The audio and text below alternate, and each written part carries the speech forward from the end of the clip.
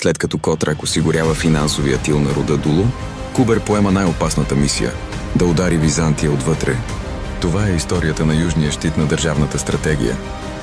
Първоначално той и Алцек тръгват заедно към Авария, изпълнявайки ролята на западен буфер. Когато Алцек се отделя към Италия, Кубер остава сам със стратегическата задача – да отвори Южен фронт, координиран с действията на Кан Аспарух на Дунав. Кубер напуска Аварите и се установява край Солун, не случайно, а тактически. Изборът е гениален. Солун е област, разкъсвана от вътрешни религиозни и етнически конфликти, което прави града уязвим. Кубер организира местното население, превръщайки Солунската област в барутен пояс, подобно на действията на Виталиан през 513 година, който дестабилизира империята. И най-важното – неговите действия. Започват едновременно с решителните боеве на Кан Аспарух при Онгала.